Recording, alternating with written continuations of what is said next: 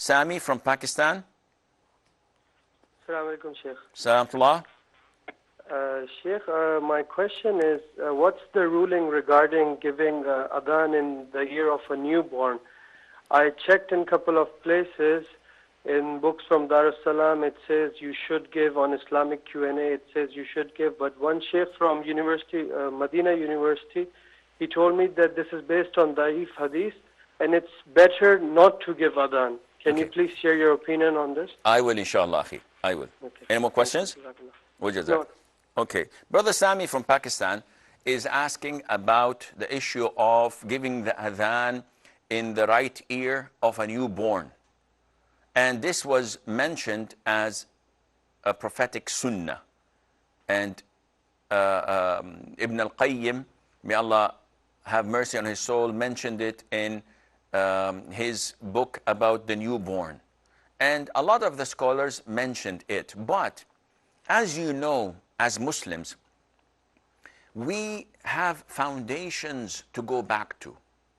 And these foundations are the Quran, which is fixed and known and cannot be altered or changed. And then there is the Sunnah of the Prophet ﷺ, which completes, which explains, which elaborates and clarifies a lot of the Quran.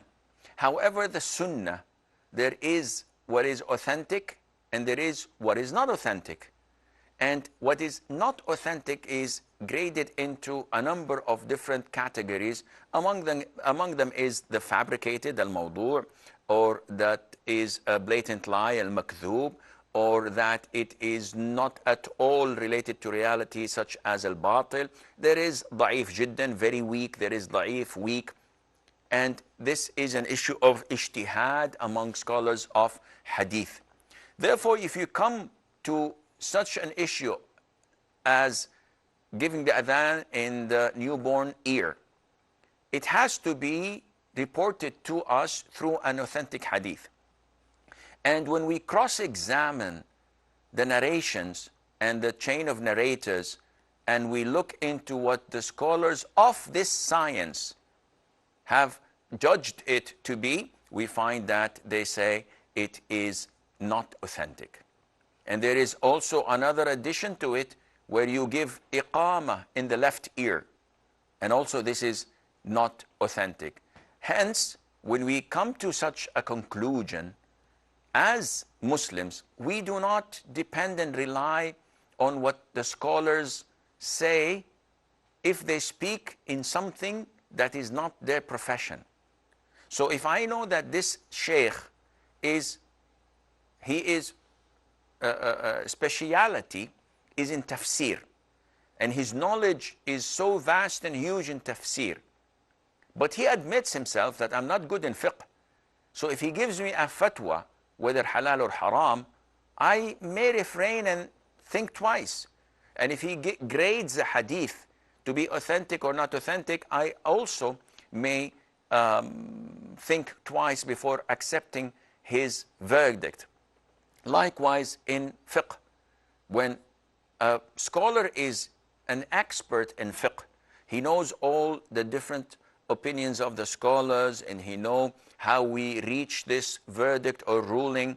Where did we stem it from? What are the qawa'id al-fiqhiyya al-kubra? What are the usul al-fiqh applied to it? The different schools of thought.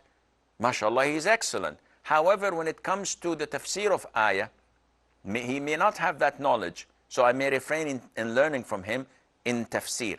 Or when it comes to grading a hadith, whether it's authentic or not, as we have here in this issue, then I also may refrain from that. So when we go to the scholars of hadith, the specialists in this science, they tell us that the hadith is not authentic, and this is the correct opinion.